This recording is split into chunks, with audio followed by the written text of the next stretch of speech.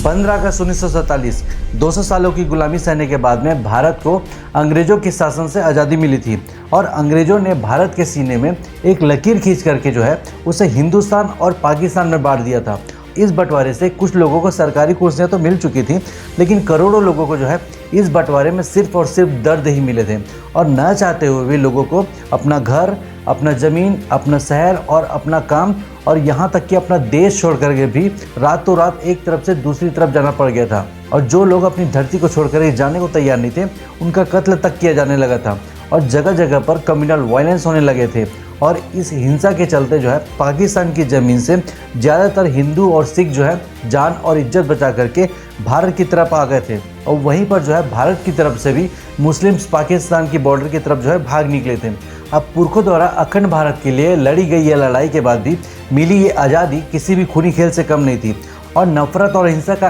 ऐसा आलम था कि जब अपना सब कुछ छोड़ करके लोग जो है ट्रेनों में सवार होकर के इधर से उधर जाते थे तो मंजिल तक लोग नहीं बल्कि लोगों की लाशें पहुंचती थी। ये आज़ादी जिसके लिए हजारों क्रांतिकारी जो है हंसते हंसते फांसी के फंदे से झूल गए थे, उस आज़ादी के बाद में हुए इस पार्टीशन ने लगभग जो है 10 लाख लोगों से उनकी ज़िंदगी और करीब 1.5 करोड़ लोगों से जो है उनका घर तक छीन लिया था। लेकिन सोचने वाली बात तो ये है कि आखिर ये पार्टीशन हुआ ही क्यों था। हमेशा जो है अंग्रेज़ों के अत्याचार के खिलाफ मिलकर खड़े होने वाले हिंदू और मुस्लिम जो है आखिर एक दूसरे के खून के प्यासे कैसे बन गए थे और अनेकता में एकता की मिसाल वाले इस भारत देश में आखिर ऐसा क्या हुआ कि बड़े से बड़े नेता भी देश को टुकड़ों में बंटने से रोक नहीं पाए थे।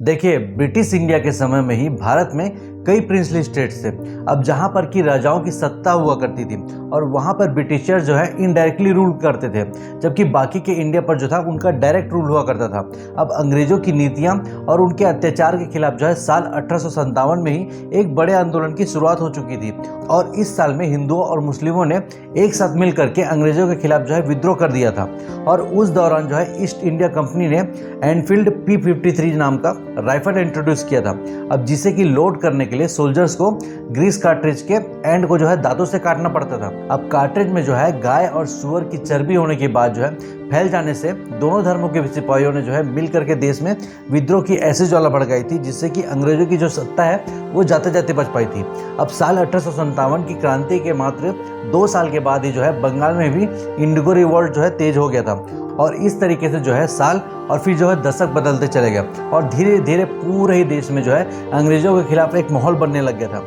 जो भी आंदोलन होते थे उनमें जो है हिंदू और मुस्लिम उनके साथ साथ में हर कम्युनिटी के लोग जो हैं एक ही सुर में ब्रिटिश गवर्नमेंट का विरोध करते हुए नजर आते थे और ये वो समय था जब लोग जो है धर्म से ऊपर हमेशा ही राष्ट्रवाद की भावना को रखा करते थे और सबसे ज़्यादा विद्रोह का सामना तो अंग्रेजों को बंगाल में देखने को मिलता था। अब क्योंकि यहाँ पर बहुत बड़े बड़े इंटेलेक्चुअल और लीडर्स जो है बंगाल की धरती से ही खड़े होकर के ब्रिटिशियर्स की नाक में दम कर रहे थे और उस समय जो है बंगाल ब्रिटिश इंडिया का सबसे बड़ा प्रोविंस हुआ करता था। अब जिसमें कि आज के वेस्ट बंगाल, असम, बिहार, झारखंड, उड़ीसा और बांग्लादेश समेत जो है और भी कई क्षेत्र शामिल हुआ करते थे और इस पूरे ही बंगाल में जो है हिंदू पॉपुलेशन मेजोरिटी में थी, लेकिन बंगाल के ईस्टर्न साइड में मुस्लिम जो है वो ज़्यादा में थे। और अब तक जो है अंग्रेजों को ये बात तो समझ आ चुकी थी कि अगर जो है हिंदुओं और मुस्लिमों की एकता को नहीं तोड़ा गया तो उनके लिए जो है इंडिया में कंट्रोल कर पाना उनका बहुत मुश्किल होने वाला है और ऐसे में उनके पास में बहुत सारे आइडियाज़ होते हैं और इसीलिए साल 1903 में अंग्रेजों ने जो है डिवाइड एंड रूल की पॉलिसी अपनाते हुए बंगाल में हिंदुओं और मुस्लिमों के बीच जो है दरार पैदा करने के लिए बंगाल को डिवाइड करने का प्लान बनाया था और उनका मकसद जो था धर्म के आधार पर लोगों को बांटने का था ताकि वो लोग जो है आपस में ही उलझ कर रह जाएं और ब्रिटिश सरकार के खिलाफ जो है एकजुट होकर के कोई भी ऐसे प्रॉब्लम्स क्रिएट ना कर सके। अब इसके लिए अंग्रेजों ने जो है बंगाल में ये बात फैलानी चालू कर दी थी कि बंगाल जो है काफ़ी बड़ा है और इतने बड़े क्षेत्र को एक साथ जो है सही से चला पाना काफ़ी मुश्किल है और इस तरीके से जहां वो बंगाल के बंटवारे के पीछे में एडमिनिस्ट्रेटिव डिसीजन दे रहे थे तो वहीं पर ईस्टर्न साइड में जहां पर मुस्लिम जो है कम्युनिटी मेजॉरिटी में थी, अंग्रेजों द्वारा उन्हें ये बोला जा रहा था कि बंगाल के इतने बड़े होने की वजह से इस साइड में जो है गवर्नमेंट की पॉलिसीज़ का फ़ायदा नहीं पहुंच पाता है, लेकिन बंगाल के विभाजन के बाद में इस क्षेत्र में जो है खास ध्यान दिया जाएगा और इसके बाद जो है 20 जुलाई 1905 को बंगाल विभाजन का अनाउंसमेंट कर दिया जाता है। अब जिसका बंगाल के लोगों ने जो है भारी विरोध किया था और इसमें जो है बढ़ चढ़ के हिस्सा भी लिया था। और उस टाइम तक जो है इंडियन नेशनल कांग्रेस बंगाल के लोगों की एक आवाज़ बन चुकी थी और कांग्रेस के नेताओं ने भी इस विभाजन के फैसले का पूरा विरोध किया था। अब कांग्रेस लीडर्स को पता था कि ये सब जो है केवल लोगों को धर्म के आधार पर बांटने के लिए कर रहे हैं, और लेकिन इतने विरोध के बावजूद भी 16 अक्टूबर 1905 को बंगाल को जो है 2 हिस्सों में बांट दिया जाता है। अब पहला होता है वेस्टर्न साइड बंगाल और दूसरा होता है ईस्टर्न साइड का बंगाल। अब इस विभाजन से ये हुआ कि जो मुस्लिम कम्युनिटी विभाजन से पहले बंगाल में माइनॉरिटी में थी, वो जो है अब ईस्टर्न बंगाल में और असम में ये मेजॉरिटी में आ चुकी थी। और यहाँ पर अब कुल आबादी जो है 3 करोड़ 10 लाख के आसपास थी, अब जिसमें कि 1 करोड़ 80 लाख जो है मुस्लिम कम्युनिटी के लोग थे। और वहीं पर वेस्टर्न बंगाल की कुल आबादी जो है 5 करोड़ और 40 लाख के करीब थी, और जिसमें कि 4 करोड़ 20 लाख जो है हिंदू कम्युनिटी के लोग थे। और इस बात से ये तो साफ हो चुका था कि अंग्रेजों ने नेशनलिस्ट मूवमेंट को कमजोर करने के लिए जो है लार्जली मुस्लिम पॉपुलेटेड ईस्टर्न एरिया को जो है largely Hindu populated western area से अलग कर दिया था। अब जिससे कि उनके बीच का तालमेल बिगड़ जाए, और इस बंटवारे का जो है पुरजोर विरोध हुआ और कांग्रेस के नेता सड़कों पर आ गए थे। अब विभाजन के दिन को जो है पूरे बंगाल में राष्ट्रीय शोक दिवस के रूप में मनाया गया था। अब धीरे धीरे जो है ये आंदोलन पूरे देश में फैल गया था और बाल गंगाधर तिलक ने इस आंदोलन का प्रचार जो है बम्बई और पुणे में किया। अब वहीं पर अजीत सिंह और लाला लाजपत राय ने पंजाब और उत्तर प्रदेश में जो है इस आंदोलन को फैलाने का काम किया था। अब रविंद्रनाथ टैगोर ने जो है अमार सोनार बांग्ला नाम के गीत को लिखा था, जो कि आंदोलनकारियों के लिए विरोध जताने का एक जरिया बन गया था। अब साल 1906 में जो है कलकत्ता में हुए कांग्रेस अधिवेशन की अध्यक्षता जो है दादा भाई नौरोजी ने की थी। अब जहां पर पहली बार जो है अंग्रेजों से सेल्फ गवर्नेंस की मांग रखी गई थी, और लेकिन इसी दौरान जो है वो भी हो रहा था जो ब्रिटिशर्स चाहते थे। अब ईस्टर्न बंगाल और असम में जो है मुस्लिम पॉपुलेशन मेजॉरिटी में थी, और इसीलिए जो है कई मुस्लिम जो है एक्टिविस्ट ने इस विभाजन को एक अपॉर्चुनिटी के रूप में देखा था। और वो जो है जिस तरीके से अपने कांग्रेस के साथ में मिल करके अंग्रेजों का विरोध करते थे, अब इस बार जो है उन्होंने ऐसा बिल्कुल भी नहीं किया, बल्कि इसके अपोजिट जो है कई मुस्लिम नेताओं ने अंग्रेजों का सपोर्ट करते हुए पार्टीशन के खिलाफ जो है जारी उस मूवमेंट का विरोध तक कर दिया था। और वो जो है इस पार्टीशन से खुश थे, क्योंकि अब जो है उन्हें लगता था कि ईस्टर्न बंगाल की वजह से ही जो है उन्हें जो है ज़्यादा पॉलिटिकल और सोशल कंट्रोल मिल पाएगा। और इसी दौरान जो है उनके अंदर में एक और बात बैठा दी गई थी कि कांग्रेस तो केवल हिंदुओं की पार्टी है और वो तो केवल हिंदुओं का ही पक्ष रखती है। और ऐसे में अगर ईस्टर्न बंगाल के मुस्लिम एक्टिविस्ट को लगने लगा था कि देश अगर जो है आज़ाद हो भी जाता है तो सत्ता हमेशा कांग्रेस के पास ही रहेगी और वही संभालेगी, और फिर जो है हिंदुओं का ही राज रहेगा। और इन विचारों ने जो है उन्हें मुस्लिमों के रिप्रेजेंटेटिव के तौर पर जो है एक सेपरेट मुस्लिम पार्टी बनाने के लिए प्रेरित कर दिया था, और जो मुस्लिम कम्युनिटी की आवाज़ को ब्रिटिश गवर्नमेंट के आगे रख सके। अब देखिए कांग्रेस भी ये बात जान चुकी थी कि अंग्रेजों ने जो है भेदभाव के बीच जो है देश में बो दिए हैं, अब जिससे कि आंदोलन की दिशा भटक जाए। और इसीलिए कांग्रेस के दिग्गज नेताओं ने बार बार जो है इस बात को साफ किया था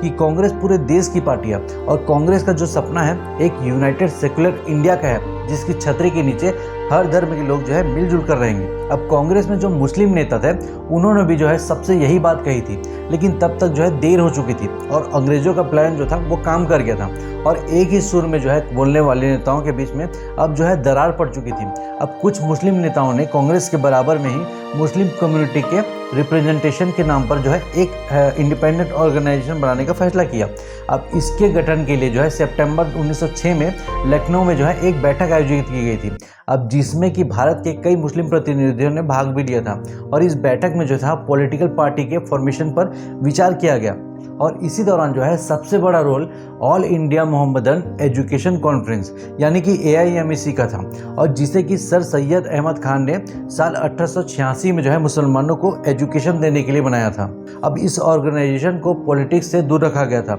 लेकिन 30 सितंबर 1906 को जो है जब AIMEC का 28वां सेशन जो है ढाका में किया गया था, जिसमें कि लगभग 3000 डेलीगेट्स ने भाग लिया था, तो उन्होंने मिल करके AIMEC से पॉलिटिक्स पर लगा बैन जो है वो पूरी तरीके से हटा दिया था। और इसके बाद में ऑल इंडिया मुस्लिम लीग यानी कि AIML का फॉर्मेशन हुआ था, और इस नाम का सजेशन जो है नवाब सर ख्वाजा समीउल्लाह बहादुर ने दिया था, और इस तरीके से ऑल इंडिया मुस्लिम लीग का गठन हुआ था। अब जिसके फाउंडर जो थे ख्वाजा समीउल्लाह, वकार उल मुल्क, सैयद अमीर अली, सैयद नबीउल्लाह खान बहादुर गुलाम और मुस्तफ़ा चौधरी थे। अब लीग के पहले अध्यक्ष जो थे सुल्तान मोहम्मद शाह बने थे और ऑल इंडिया मुस्लिम लीग ने अपने फॉर्मेशन के बाद में कई पहलू पर जो था काम करने की लगी थी। और एक तरफ जो है उसके लीडर देश भर के मुसलमानों का जो है समर्थन कांग्रेस से मुस्लिम लीग की तरफ शिफ्ट करते जा रहे थे, तो दूसरी ओर जो है ब्रिटिश गवर्नमेंट की गुड्स बुक्स में भी रहने के लिए मुस्लिम लीग के लीडर्स जो है ब्रिटिशर्स के प्रति खूब वफादारी दिखा रहे थे। अब इसका असर ये हो रहा था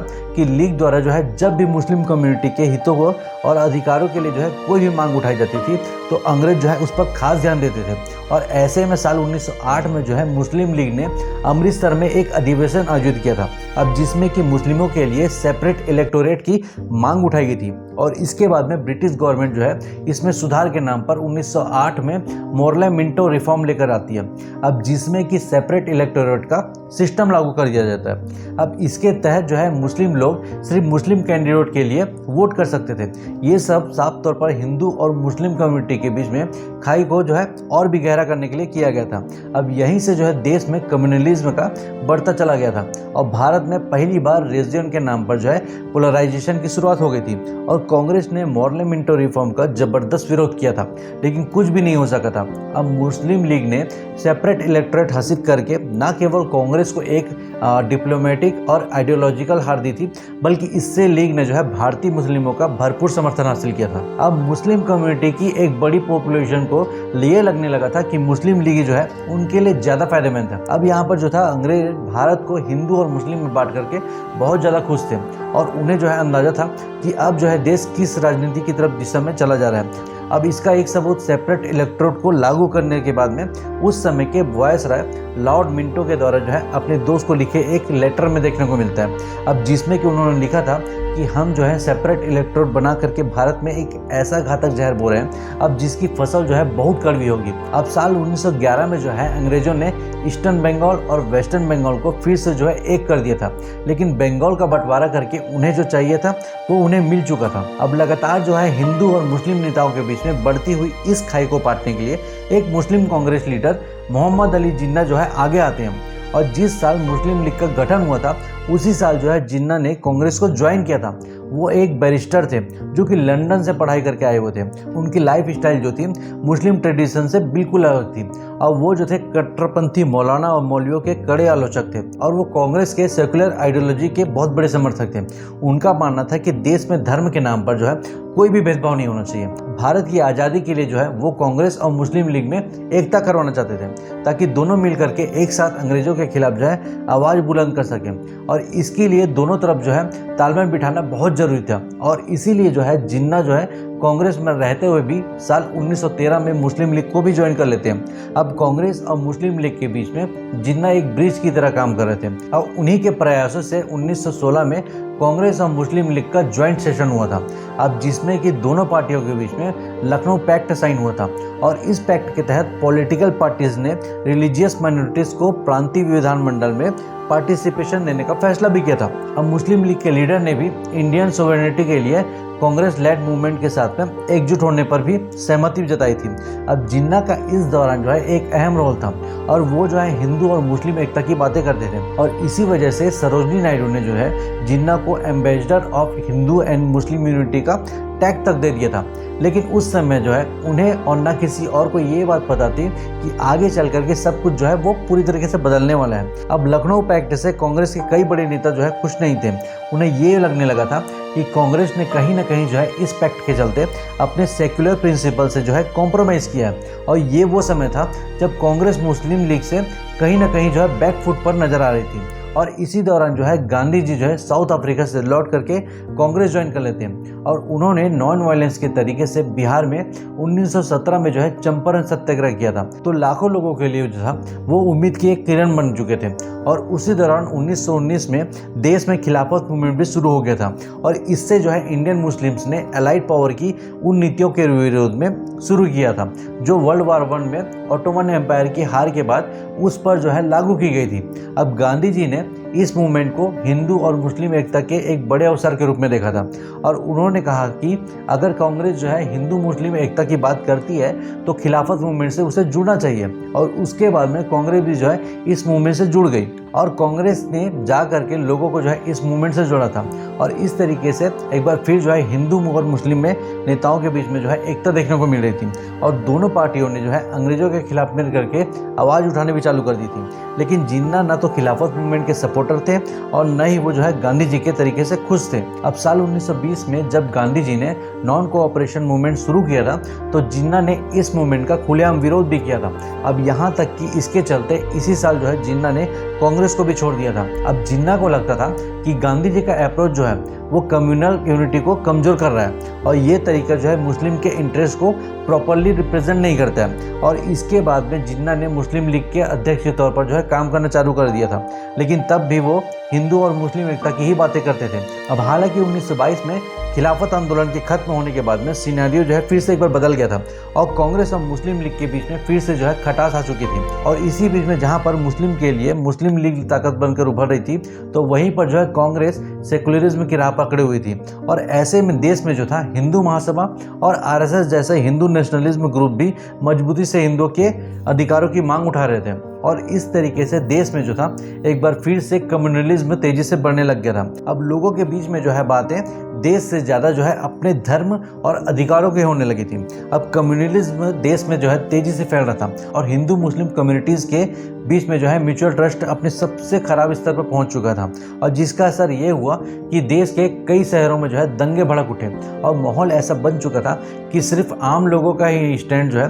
रिलीजन के बेसिस पर शिफ्ट नहीं हुआ था, बल्कि अब कांग्रेस पार्टी में 11% मुस्लिम डेलीगेट जो थे वो 1923 तक जो है घट करके 4% से भी कम रह गए थे। और इस तरीके से कांग्रेस के बहुत से मुस्लिम नेताओं ने मुस्लिम लीग ज्वाइन कर ली थी जो कि कांग्रेस के हर फैसले में टांग अड़ाने लगे थे। अब साल 1928 में जब ब्रिटिशर्स ने साइमन कमीशन को इंडियन लीडर से डिस्कस किए बिना ही थोप दिया था, तब इसके जवाब में कांग्रेस के दिग्गज नेता मोतीलाल नेहरू ने नेहरू रिपोर्ट जारी की थी। अब जिसमें कि dominion states, federation of British India and Indian states और जॉइंट इलेक्टोरेट जैसे कई इंपॉर्टेंट पॉइंट थे। लेकिन इस रिपोर्ट से मुस्लिम लीग जो था आग बबूला हो गई और इस प्रपोजल का जमकर विरोध किया। अब मुस्लिम लीग को सबसे ज़्यादा परेशानी जो थी वो जॉइंट इलेक्टोरेट सिस्टम के सुझाव से थी। उन्हें डर था कि किस तरीके से जो है मुस्लिम मेजॉरिटी प्रोविंसेस में उनकी पॉलिटिकल पावर जो है कमज़ोर हो सकती है। और इस बार जो है मोहम्मद अली जिन्ना भी कांग्रेस के इस फैसले के विरोध में खुलकर आ खड़े हुए थे और इसको लेकर के जो है मार्च 1929 में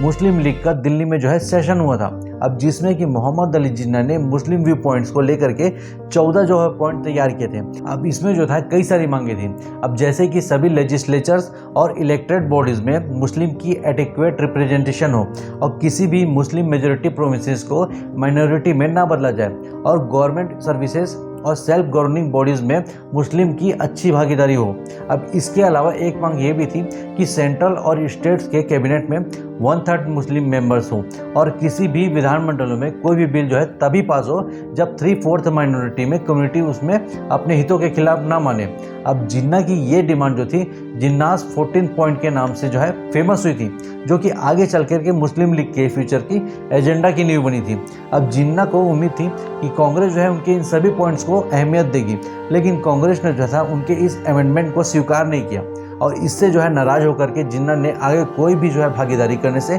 मना कर दिया था और ये ऐलान भी किया कि वो जो है इंडियन नेशनल कांग्रेस से कोई भी संबंध नहीं रखेंगे और उनका जो है पॉलिटिक्स पर से अब पूरी तरीके से विश्वास उठ चुका था और इसीलिए साल 1930 में वो पॉलिटिक्स से किनारा करके जो है लंदन वापस से चले गए थे। अब जिन्ना के बाद में मुस्लिम लीग के अध्यक्ष जो है अल्लामा मोहम्मद इकबाल बने थे। अब जिन्होंने जो है किसी टाइम पर सारे जहां से अच्छा हिंदू सीता हमारा जैसा देशभक्ति गीत लिखा था, लेकिन अल्लामा इकबाल जो थे पहले ऐसे मुस्लिम लीग के नेता बने थे जिन्होंने 29 दिसंबर 1930 को पहली बार जो है अपने भाषण के जरिए भारत में एक अलग मुस्लिम राज्य की मांग की थी और उन्होंने अपने भाषण में कहा था कि Punjab, North West Frontier Province, Sindh और बलूचिस्तान को मर्ज करके जो है सिंगल मुस्लिम स्टेट्स बना देना चाहिए। और उनके इस बयान के बाद में देश में जो है टू नेशन थ्योरी जो है जोर पकड़ने लगी थी। और उसकी इस मांग में एक चैप्टर जो है चौधरी रहमत अली ने भी जोड़ दिया था। और उन्होंने साल 1933 में नाउ और नेवर नाम से जो है एक पॉम्पलेट लिखा था, अब जिसमें कि उन्होंने जो है अल्लामा इकबाल की जो है जो पंजाब, सिंध, बलूचिस्तान और वेस्ट फ्रंटियर प्रोविंस को मर्ज करके सिंगल मुस्लिम स्टेट बनाने की मांग थी, उसमें उन्होंने जो है कश्मीर का नाम भी जोड़ दिया था। और उन्होंने इन स्टेट्स को जो है मिला करके मुस्लिमों के लिए एक अलग देश पाकिस्तान बनाने की बात भी कर दी थी। अब रहमत अली ने पाकिस्तान नेशनल मूवमेंट जो है शुरू किया और फिर जो है पाकिस्तान नाम से एक न्यूज़पेपर भी जो है पब्लिश किया था, ताकि इसके जरिए पाकिस्तान की मांग को हवा दी जा सके। और इस तरीके से जो है देश को दो हिस्सों में बांटने की बातें देश की हवा में घुल चुकी थी। और मुस्लिम लीग के लीडर जो ने ये प्रोपेगेंडा फैलाना शुरू कर दिया था कि हिंदुओं और मुस्लिमों का कल्चर एकदम अलग अलग है और दोनों धर्म के लोग जो है कभी भी एक देश के नहीं हो सकते, चाहे वो सदियों से एक साथ क्यों न रह रहे हों। अब ये थ्योरी जो है मुसलमानों के बीच में खूब लोकप्रिय हो गई थी, लेकिन कांग्रेस के नेताओं ने इसका जमकर विरोध किया और ऐसी हर मांग को जो है मानने से साफ मना कर दिया। अब इसी दौरान जो है साल 1935 में जिन्ना लंदन से वापस भारत आ गए थे, लेकिन इस बार जो थे वो अपनी सेकुलर आइडियोलॉजी को पीछे छोड़ करके आए हुए थे। वो देश में जो है जो माहौल बनता हुआ देख रहे थे, उसके हिसाब से अब उनका स्टैंड भी यूनाइटेड सेकुलर इंडिया से सेपरेट मुस्लिम नेशंस की तरफ जो है मुड़ चुका था। वो गांधी जी को जो है पहले ही पसंद नहीं करते थे और यहीं पर जो है अब वो जवाहरलाल नेहरू से भी उनकी दूरियां बढ़ गई थी। और इसी बीच में British government of India act 1935 लेकर के आते हैं, अब जिसका मकसद जो है भारत की गवर्नमेंट के लिए फर्दर प्रोविंस बनाने का था। अब ये जो एक्ट है भारत को ज़्यादा से ज़्यादा पॉलिटिकल पावर और रिस्पॉन्सिबिलिटी देने की दिशा में एक बहुत ज़रूरी कदम था। अब साल 1937 में इसी गवर्नमेंट ऑफ इंडिया एक्ट के तहत कांग्रेस और मुस्लिम लीग जैसे पार्टियों के बीच में प्रोविंशियल इलेक्शन हुए थे, अब जिसमें कि मुस्लिम लीग को बुरी तरीके से हार का सामना करना पड़ा था और उनके किसी भी प्रोविंसेस में सरकार नहीं बन पाई थी। और यहाँ तक कि पंजाब और बंगाल जैसे मुस्लिम मेजोरिटी प्रोविंसेस में भी उन्हें हार का सामना करना पड़ा था। और वहीं पर जो है कांग्रेस ने इस इलेक्शन में अच्छा परफॉर्म किया था और कई प्रोविंसेस में गवर्नमेंट बनाई थी। और इस चुनाव परिणाम से हताश होकर के 28 मई 1937 को अल्लामा इकबाल ने जिन्ना को एक लेटर लिखा था और इस लेटर में उन्होंने लिखा कि बिना स्वतंत्र मुस्लिम राज्य के इस देश में जो है इस्लामी शरीयत का पालन और उनका जो विकास है संभव ही नहीं है, और अगर ऐसा नहीं हुआ तो इस देश में जो है सिविल वॉर की स्थिति भी आ सकती है, जो कि पिछले कुछ सालों में जो है हिंदू मुस्लिम दंगों के रूप में देखने को मिल रही थी। अब आगे जो है उन्होंने ये भी लिखा था कि एक अलग देश की मांग को जोर से उठाने का यही सही समय है। और इकबाल ने 21 जून 1937 को फिर से जो है एक लेटर जिन्ना को लिखा था। अब उन्होंने बताया कि इंग्लैंड से वापस रवाना होने से पहले जो है लॉर्ड लोथियन ने उनसे जो है कहा था कि भारत की एकता में आई दरार का एकमात्र हल जो है अब केवल देश का बंटवारा है। अब साल 1937 के इलेक्शन में मुस्लिम लीग की बुरी तरीके से हार से जिन्ना भी काफ़ी परेशान थे और उनमें जो है अचानक से काफ़ी चेंजेस आने लगे थे। अब हिंदू मुस्लिम एकता की बात करने वाले जिन्ना अब जो है पूरी तरीके से इस्लामिक आइडियोलॉजी के रंग में रंग चुके थे। और उसके बाद जो है मोहम्मद अली जिन्ना के लीडरशिप में मुस्लिम लीग ने पाकिस्तान के निर्माण के लिए टू नेशन थ्योरी को जो है जोरदार तरीके से प्रमोट करना शुरू कर दिया था। एक बड़ा कैंपेन चलाया गया था, अब जिसमें कि पाकिस्तान के आइडिया को मुस्लिम के बीच में प्रमोट किया गया, खास करके उन इलाकों में जहां पर मुस्लिम की पॉपुलेशन ज़्यादा थी। और मुस्लिम्स को बार बार जो है ये बोला गया था कि कांग्रेस एक हिंदू की पार्टी है और केवल हिंदू के इंटरेस्ट को ही रिप्रेजेंट करती है। अब साल 1940 में जो है लाहौर अधिवेशन में जिन्ना ने एक अलग राष्ट्र के रूप में जो है पाकिस्तान के निर्माण को लेकर के एक भाषण दिया, अब जिसमें कि उन्होंने कहा था कि भारत में हिंदू जो है आबादी ज़्यादा है और डेमोक्रेसी में सरकार जो है सिर्फ वोट से बनती है और ऐसे में यहाँ पर सत्ता हमेशा हिंदुओं के पास रहेगी और भारत में मुस्लिमों के साथ जो है हमेशा भेदभाव होता रहेगा और इसीलिए सब मुस्लिम जो है एक हो जाओ और एक अलग देश की फॉर्मेशन के लिए जी जान लगा दो। अब इसी बीच में जो है वर्ल्ड वॉर 2 भी तेजी पकड़ चुका था और युद्ध में अंग्रेजों को सैनिकों की जरूरत थी और वो जो है इस वॉर में इंडियन का सपोर्ट चाहते थे। अब 22 मार्च 1942 को जो है सर स्टैफोर्ड क्रिप्स ने कांग्रेस के साथ जो है बातचीत शुरू किया ताकि ब्रिटेन को वर्ल्ड वॉर 2 में जो है इंडियन सपोर्ट मिल सके, पर कांग्रेस में जो है गरम दल के नेता और कई इंटेलेक्चुअल जो है इसके लिए राजी नहीं हुए थे। अब लेकिन गांधी जी ने इसे जो है एक अपॉर्चुनिटी के रूप में देखा और उन्होंने वॉर में जो है ब्रिटिशर्स की मदद के लिए इंडियन सोल्जर्स की भर्ती का समर्थन किया, लेकिन इस सपोर्ट के बदले जो है उन्होंने भारत की आज़ादी की मांग कर दी। अब अंग्रेजों ने पूरी कोशिश की थी कि पूर्ण स्वराज की मांग तो है टल जाए, लेकिन कांग्रेस की फुल इंडिपेंडेंस की मांग जो है जस की तस बनी रही थी। अब जब अंग्रेज जो है इसके लिए नहीं माने, तब गांधी जी ने डू और डाई का नारा देते हुए अगस्त 1942 में क्विट इंडिया मूवमेंट की शुरुआत कर दी थी और पूरे देश में जो था हवा की तरफ फैल गया था। और ऐसे में देश की हर गली, हर रास्ते पर जो है ब्रिटिश राज के खिलाफ बगावत चिंगारी भड़क रही थी। और तब इसी दौरान जो है मुस्लिम लीग अंग्रेजों के नज़र में अपने नंबर बनाने में लगे हुए थी। अब जिन्ना और मुस्लिम लीग ने ब्रिटिशर्स वॉर एफर्ट का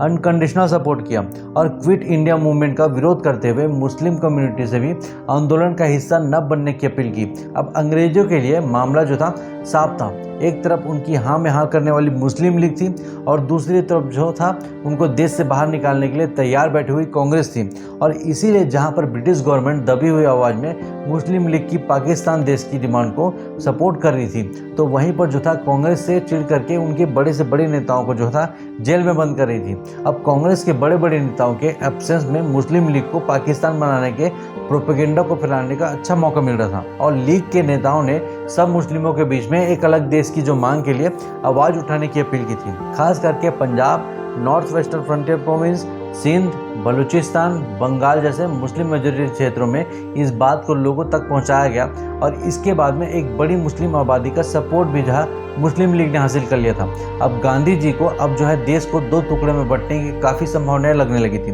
वो इससे दुखी थे और इसको रुकवाने के लिए जिन्ना को समझाना चाहते थे। वो साल 1944 में 9 सितंबर से 27 सितंबर के बीच में बम्बई में 14 बार जो है जिन्ना से बात करने के लिए उनके घर पर गए थे, लेकिन जिन्ना जो थे पाकिस्तान देश की मांग से जस के तस न हुए। और गांधी जी ने एक बार जो है जिन्ना को ये भी ऑफर दिया कि अगर वो जो है देश को बांटने की जीत छोड़ देते हैं तो उन्हें जो है आज़ाद भारत का पहला प्रधानमंत्री बना दिया जाएगा। लेकिन जिन्ना जो है अपनी डिमांड पर ही डटे रहे। और इसके बाद में साल 1945 आता है। अब जहां पर देश में उथल पुथल बढ़ती चली जा रही थी, तो वहीं पर जो था इस साल जो है वर्ल्ड वॉर 2 के खत्म होने से ही दुनिया ने कुछ राहत की सांस ली थी। और इस बीच में ब्रिटेन में भी सत्ता बदल चुकी थी और क्लेमेंट रिचर्ड एटली जो थे प्रधानमंत्री बने थे। और इसी दौरान एक तरफ जो था ब्रिटेन वर्ल्ड वॉर 2 के चलते जो है वैसे ही कमज़ोर हो चुका था और इसीलिए उसको जो था अपनी कॉलोनीज को चलाना इतना आसान नहीं था और बहुत दिक्कतें हो रही थी। तो दूसरी ओर जो था भारत में बढ़ते आंदोलन ने ब्रिटिश गवर्नमेंट के नाक में दम कर रखा हुआ था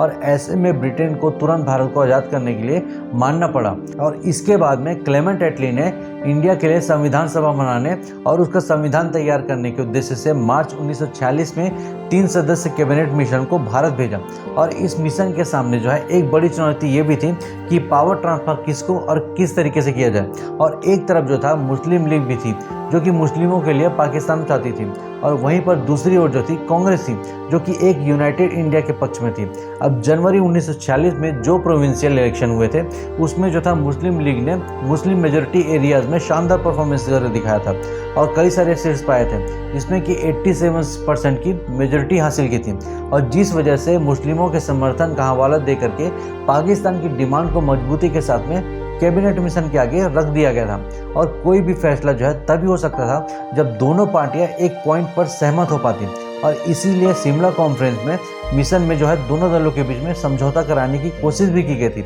लेकिन काफ़ी बातचीत के बाद भी कोई सोल्यूशन नहीं निकला था। और ऐसे में मिशन ने मई 1946 में अपना खुद का जो है प्रस्ताव पेश किया था, अब जिसे कि कैबिनेट मिशन प्लान कहा गया था। अब कैबिनेट मिशन प्लान के तहत जो है इंडिया को आज़ादी बिना पार्टीशन के दी जानी चाहिए थी और इस योजना के अनुसार प्रोविंसेस को जो है 3 ग्रुप्स में बांटा गया था। अब ग्रुप ए में मद्रास, सेंट्रल प्रोविंसेस, उत्तर प्रदेश, बिहार, बॉम्बे और उड़ीसा शामिल थे। अब जहां पर हिंदू पॉपुलेशन जो था वो मेजॉरिटी में थी और यहीं पर जो था ग्रुप बी में Punjab, Sindh, North West Frontier Province और बलूचिस्तान को रखा गया था। और जबकि ग्रुप सी में जो था बंगाल और असम थे। अब ग्रुप बी एंड सी में मुस्लिम पॉपुलेशन मेजॉरिटी में थी। अब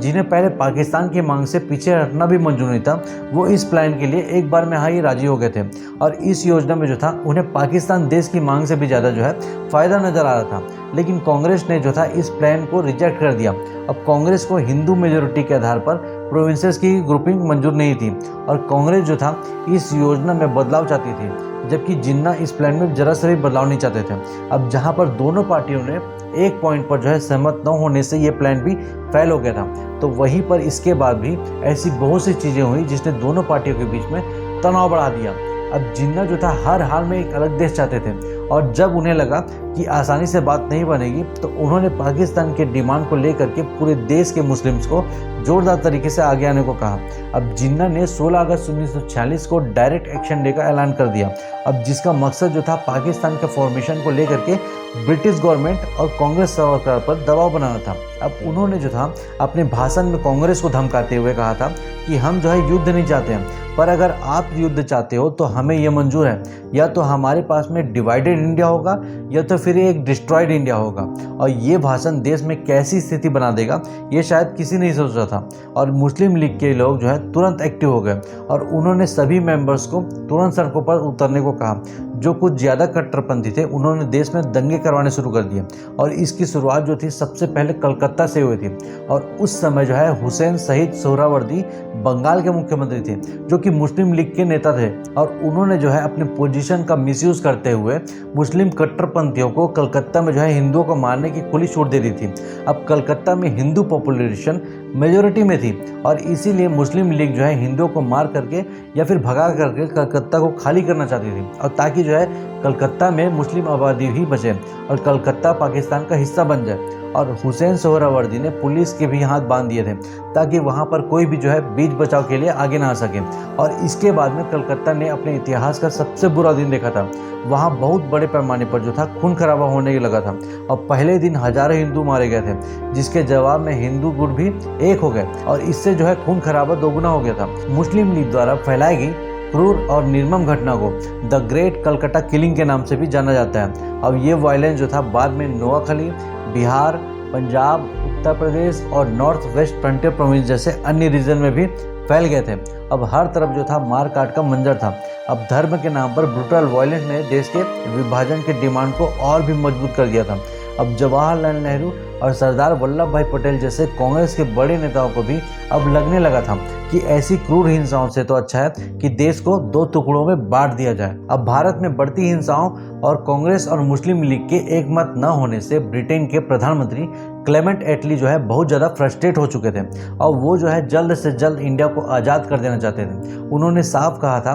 कि 30 जून 1948 तक सभी ब्रिटिशर्स भारत को छोड़ देंगे और इसके बाद में भारत देश में जो भी होगा वो उनकी जिम्मेदारी नहीं होगी। अब 30 जून 1948 तक हर हाल में भारत की सत्ता जो है भारतीयों को सौंपने के निर्देश के साथ में भारत के नए वायसराय के रूप में लॉर्ड माउंटबेटन को भारत भेजा गया था। और ऐसे नाजुक हालातों में माउंटबेटन जो है 22 मार्च 1947 को भारत आए थे और 1947 में उन्होंने डिकी बर्ड प्लान नाम से एक योजना बनाई थी और जो दोनों पार्टियों के सामने में रखी, और लेकिन दोनों पार्टियों के बीच में तभी जो है सहमति नहीं बन पाई थी। और इसके बाद में लॉर्ड माउंटबेटन ने एक नया प्लान जो है पेश किया था और जिसे कि जून 3 प्लान या फिर माउंटबेटन प्लान के नाम से जाना गया था। अब ये जो प्लान था भारत की आज़ादी के लास्ट प्लान का एक हिस्सा था और इस प्लान के हिसाब से देश को डिवाइड करके इंडिपेंडेंट नेशन इंडिया और पाकिस्तान में बांटना था और दोनों नेशन को ऑटोनॉमी और सोवरेनिटी दी जाती। अब यानी कि वो जो है अपने इंटरनल और एक्सटर्नल मैटर्स पर पूरा कंट्रोल रख सकते थे और साथ ही दोनों नेशन को अपना संविधान बनाने का भी अधिकार था। और इस प्लान को जो है कांग्रेस और मुस्लिम लीग दोनों ने जो है एक्सेप्ट कर लिया और इस प्लान को जो है इंडियन इंडिपेंडेंस एक्ट 1947 के जरिए जो है इम्प्लीमेंट किया गया और जिसे कि ब्रिटिश पार्लियामेंट में पास किया गया और 18 जुलाई 1947 को रॉयल असेंट मिल गया था। और इसी इंडियन इंडिपेंडेंस एक्ट 1914 के तहत जो है पंजाब और बंगाल का पार्टीशन किया गया। अब जिसमें कि ईस्ट पंजाब और वेस्ट बंगाल जो है भारत का हिस्सा रहे, जबकि वेस्ट पंजाब और ईस्ट बंगाल को पाकिस्तान में शामिल कर दिया गया था। सिंध और नॉर्थ वेस्ट फ्रंटियर प्रोविंस ने पाकिस्तान में जो है ज्वाइन करने का फैसला किया था और इस तरीके से Sindh, North West Frontier Province, Balochistan, West Punjab, East Bengal और सिलहिट को मिलाकर के पाकिस्तान बनाया गया था। और इसके बाद जो है सभी प्रिंसली स्टेट्स को चॉइस दी गई थी कि वो जो है इंडिया या पाकिस्तान में किसी भी एक को ज्वाइन कर सकते हैं या तो फिर जो है इंडिपेंडेंट भी रह सकते हैं। अब पावर ट्रांसफर की जो डेट थी वो 15 अगस्त 1947 को दी गई थी, जिस दिन भारत और पाकिस्तान दोनों को आज़ादी मिलनी चाहिए थी। लेकिन लॉर्ड माउंटबेटन के लिए एक ही दिन में दो अलग अलग जगहों पर जा करके पावर हैंड ओवर करना पॉसिबल ही नहीं था और इसीलिए 14 अगस्त 1947 को पाकिस्तान को इंडिपेंडेंस किया गया था और अगले दिन यानी कि 15 अगस्त को भारत की आज़ादी का दिन डिसाइड किया गया था। लेकिन सबसे बड़ी बात इस दौरान ये थी कि देश को दो टुकड़ों में बांट दिया गया था, लेकिन किस देश का बॉर्डर जो है कहाँ लगता है ये उस दिन तक भी, आज़ादी के दिन तक भी अंग्रेजों द्वारा नहीं बताया गया था। और असल में जो है जून 1947 में ही बाउंड्रीज को तय करने के लिए सर साइरिल रेडक्लिफ की अध्यक्षता में जो था बाउंड्री कमीशन का गठन किया गया था। अब रेडक्लिफ जो थे न तो इससे पहले कभी भारत आए थे और न ही जो है उन्हें भारत के कल्चर और जियोग्राफी के बारे में कुछ खास जानकारी थी, लेकिन फिर भी जो है उन्होंने केवल 5 हफ्तों में ब्रिटिश इंडिया के पेपर मैप में जो है एक लकीर खींच करके देश के 2 टुकड़ों में बांट दिया था। अब 17 अगस्त 1947 को जो है वो सीमा रेखा अनाउंस की गई थी, जो कि इंडिया और पाकिस्तान को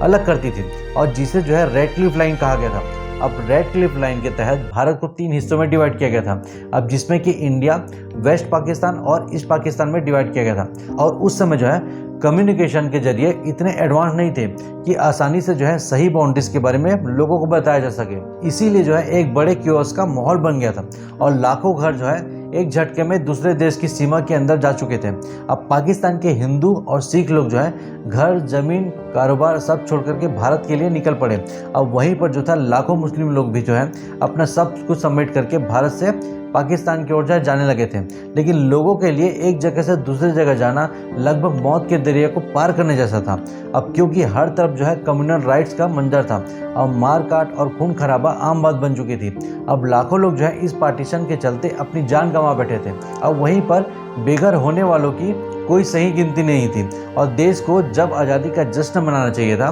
तब देश जो था लाखों लोगों को खून और करोड़ों लोगों की पीड़ा से करा रहा था। अब ये जो विभाजन का जख्म था, ऐसा जख्म था जो कि 7 से ज़्यादा दशकों बाद आज भी जो है नहीं भर सका है। लेकिन आज़ादी के समय भारत के नेता भी सबसे बड़ी चुनौतियों से गुजर रहे थे। अब उन्होंने भारत से पाकिस्तान को अलग होते हुए देखा था, लेकिन उन्हें अभी भी 500 से ज़्यादा प्रिंसली स्टेट्स थे जिन्हें भारत या फिर पाकिस्तान को चुनने की आज़ादी दी गई थी। अब सरदार वल्लभ भाई पटेल ने देश के इतिहास में इस स्वतंत्र रियासतों को एकजुट करने का सबसे बड़ा महत्वपूर्ण काम किया था और इनमें से कुछ रियासतें जो थी भारत का अहम अंग थी, अब जिनके पाकिस्तान में चले जाने से भारत बिल्कुल ही अधूरा रह जाता। और ऐसे में सरदार वल्लभ भाई पटेल ने महीनों तक जो है देश के सभी राज्यों का दौरा करके उन्हें जो है भारत में मर्ज करने की कोशिश की थी। अब इनमें से क्या था, अधिकतर स्टेट तो उनकी डिप्लोमेसी और ट्रस्ट की वजह से जो थे भारत का हिस्सा बन गए थे, लेकिन हैदराबाद, जूनागढ़ और जम्मू कश्मीर जैसे राज्यों में पेच अभी भी फंसा हुआ था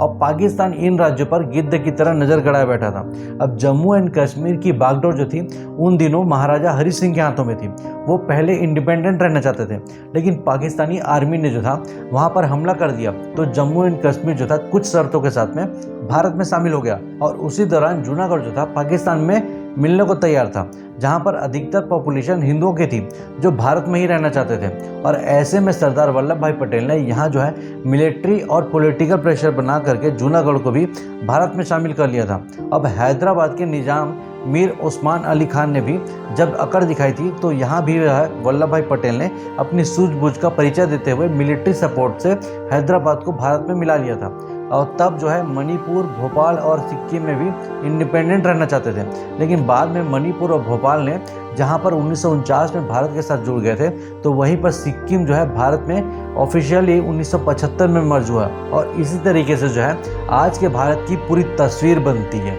तो दोस्तों उम्मीद करता हूं कि ये वीडियो जो है आप लोगों को पसंद आई होगी। आप अपनी राय जो है हमें कमेंट बॉक्स में ज़रूर बताएं और ऐसे ही इंटरेस्टिंग वीडियोस के लिए हमारे इस चैनल को जरूर से सब्सक्राइब करें। और तब तक के लिए इस वीडियो में बस इतना ही। मिलते हैं नेक्स्ट वीडियो में। जय हिंद, जय भारत।